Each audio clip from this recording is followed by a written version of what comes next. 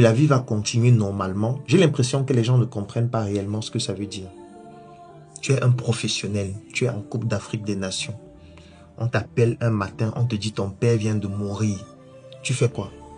Tu quittes la tanière pour aller à la morgue, par exemple dans ton pays, ou tu continues la compétition et tu gères ça après la compétition. Comment tu fais? Parce qu'il y a plusieurs attitudes. Soit tu es choqué, tu es bouleversé par ce décès, tu te dis non, c'est mon père, c'est ma mère, c'est ma femme, je n'en peux plus, c'est pas possible. Tu sors donc de la compétition pour aller t'en occuper. Et qu'est-ce qui va se passer? En fait, il y a quelqu'un qui était au banc depuis. Lui, il attendait que tu te blesses. Il attendait que tu aies une indisponibilité un jour afin de lui aussi entrer au stade, de montrer de quoi il est capable. Dès que tu t'en vas comme ça, on le met au stade.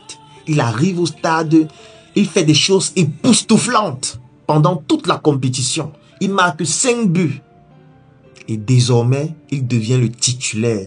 Quand toi tu finis les obsèques, tu reviens, tu es au banc. Si on te permet même de revenir. Ou alors tu vas rester dans la compétition.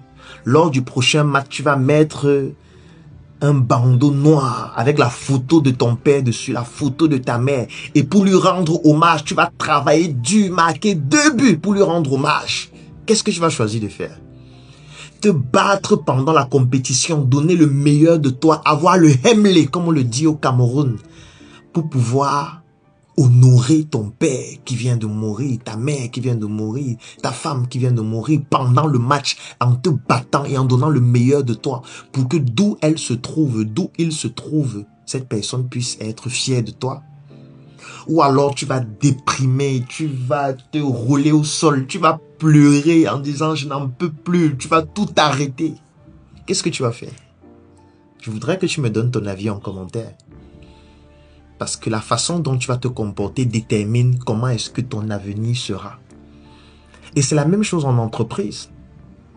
Tu viens me rencontrer un matin et tu me dis, Claudel, j'ai perdu mon père, j'ai perdu ma mère, j'ai perdu mon frère, j'ai perdu ma soeur, j'ai perdu ma femme.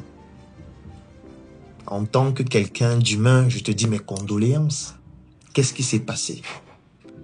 Mais à la fin, j'ai envie que tu m'envoies le rapport que tu dois m'envoyer tous les jours concernant ton travail. À la fin, je voudrais que tu continues de travailler. Même si ton père est mort, même si ta mère est décédée, même si ta femme vient de mourir. Tu vas toujours venir travailler et le soir, tu vas aller t'occuper des obsèques. Ou alors tu vas venir me dire, mon père est mort, ma mère est morte, je n'en peux plus, je déprime. Et tu vas arrêter de travailler.